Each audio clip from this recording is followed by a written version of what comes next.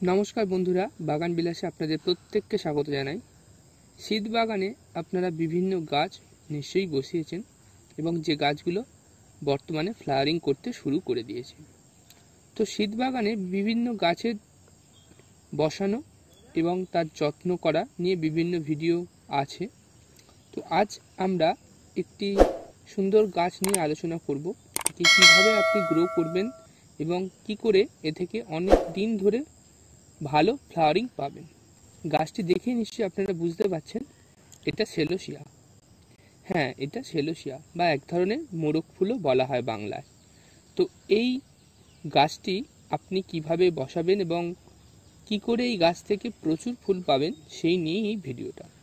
তাই ভিডিওটা অবশ্যই শেষ পর্যন্ত দেখবেন। আর যারা নতুন এই চ্যানেলে এসেছেন তারা চ্যানেলটি সাবস্ক্রাইব করতে ভুলবেন না এবং বেল আইকনটা বাজিয়ে দেবেন। এরকম ভিডিও আসতেই থাকে আপনাদের সুবিধার্থে। তো ভিডিওটা শুরু করার আগে আমি যে কথাগুলো বলবো সেটা হচ্ছে, এই সেলোসিয়া গাছ আপনি যে ধরনের মাটিতে বসাবেন সেটা কিন্তু ওয়েল ড্রেনেজ সয়েল হতে হবে।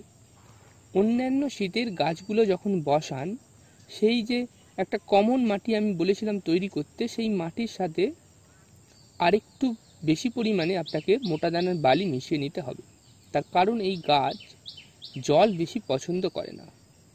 সাথে সাথে মাটি যদি থাকে সেক্ষেত্রে এই গাছে ফাঙ্গাল অ্যাটাক হবে এবং গাছ কিন্তু নষ্ট হয়ে যায়। এমনিতেই কাণ্ডগুলো দেখতে পাচ্ছেন রসালো কাণ্ড, তাই বেশি রস বা জল কিন্তু পছন্দ করে না। সেটা মাথায় রেখে আপনি এই গাছ বসাবেন।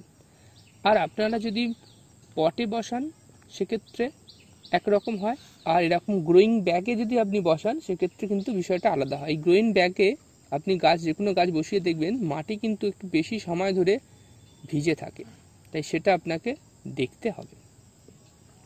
তো এটা গেল আপনি কি ধরনের মাটিতে এই গাছ বসাবেন।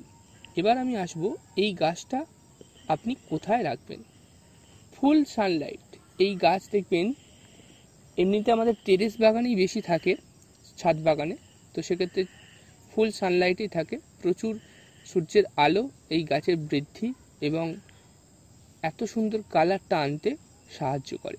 তাই সবসময় এই গাছটা আপনি দেখবেন শেডি এরিয়ায় যেন না থাকে, ছায়াযুক্ত স্থানে রাখবেন না। সবসময় যে অংশে ফুল সানলাইট পড়ে সারাদিন সেই জায়গাতেই এই গাছটিকে স্থানান্তর করে দিন।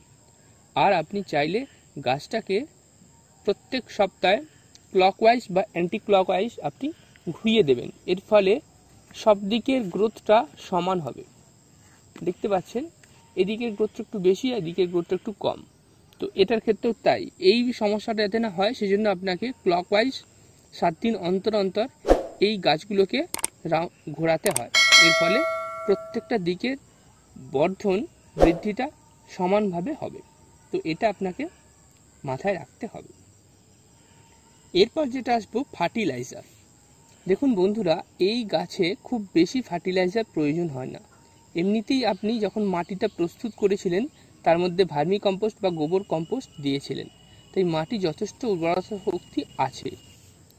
গাছগুলোকে আপনাকে রেগুলার একটা ফার্টিলাইজার দিতে হবে। তবে রেগুলার বলতে আপনি অবশ্যই 12 থেকে 15 দিন ছাড়া এই গাছেতে ফার্টিলাইজার দেবেন। সেক্ষেত্রে এই শীতের গাছগুলোতে অন্যান্য গাছেতে যেরকম দেন, এই অল্প করে আপনি খোল পচা liquid fertiliser, master cake liquid fertiliser, এটা অল্প করে 12 থেকে 15 দিন ছাড়া আপনি এই গাছেতে প্রয়োগ করবেন। এছাড়া আপনি যদি কেমিক্যাল ফার্টিলাইজার ইউজ করতে চান সেক্ষেত্রে আপনি যে কোনো একটা ব্যালেন্সড এনপিকে, যেটা আপনার হাতের কাছে থাকবে ব্যালেন্সড এনপিকে, এই ব্যালেন্সড এনপিকে 1/2 গ্রাম পার লিটার জল, এই অনুপাতে আপনি একে 15 থেকে 20 দিন ছাড়া এই গাছে প্রয়োগ করতে পারেন। এছাড়া আলাদা করে আপনাকে আর ফার্টিলাইজার ইউজ করতে হবে না। আর এই গাছকে আরও যদি বৃদ্ধি করতে চান এবং প্রচুর ফুল পেতে চান সেক্ষেত্রে গাছটা 3 থেকে 4 ইঞ্চি হওয়ার পর আপনাকে 1 মুঠো ভার্মি কম্পোস্ট আর 1 মুঠো আপনার এই আগে যে মাটি প্রস্তুত করেছিলেন সেই মাটি, সেটা মিক্সড করে আপনি চাপান সার হিসাবে দিয়ে দেবেন। এর ফলে গাছের গ্রোথটা খুব ভালো হবে। আর জানেন যত বৃদ্ধি পাবে ফুলটাও কিন্তু তত বৃদ্ধি পাবে। তো সেজন্য আপনাকে এই গাছেতে নাইট্রোজেনটা সময় মতো ঠিক মতো যদি দেন গাছের বৃদ্ধিও বেশি হবে এবং ফুলের আকার আকৃতিও ভালো হবে। তো এটা গেল ফার্টিলাইজারের কথা। এরপর আমি আসবো পেস্টিসাইড বা পেস্ট কন্ট্রোল এতে কীভাবে করবেন। এই গাছগুলো যখন আপনি বসান, সেই বসানোর পর কিন্তু নানা রকম কীটপতঙ্গের আক্রমণ হয়। বিশেষ করে আপনি অ্যাফিড, সাদামাছি বা জাপ পোকারও কিন্তু আক্রমণ দেখা যায়। সেই জন্য গাছ বসানোর 1 সপ্তাহ পর থেকে আপনি 10 থেকে 12 দিন অন্তর নিম অয়েল যদি ব্যবহার করেন, সেক্ষেত্রে গাছগুলো রোগ সংক্রমণের হাত থেকে মুক্তি পায় এবং ভালো গ্রোথ হয় এবং খুব ভালো কিন্তু ফ্লাওয়ারিং করে। তো এইভাবে যদি আপনি এই বিষয়টিকে দেখেন এবং এই গাছগুলোকে যত্ন করেন, আপনি এই শীতে প্রচুর ফুল পাবেন এই গাছগুলো থেকে। তো আজকের মতো এই শীত বাগানের গাছের পরিচর্যা সেলোসিয়া গাছ দিয়ে আমি শেষ করছি। আগামী দিনে অন্যান্য গাছও কিভাবে পরিচর্যা করবেন এবং এই সারা শীত আপনি কিভাবে ফ্লাওয়ারিং পাবেন, বেশি ফুল পাবেন, সে নিয়ে ভিডিও আসতে থাকবে। তাই সাথে থাকুন, পাশে থাকুন। আর এখনও পর্যন্ত যদি চ্যানেলটি সাবস্ক্রাইব না করে থাকেন, অবশ্যই সাবস্ক্রাইব করে নিন। নমস্কার।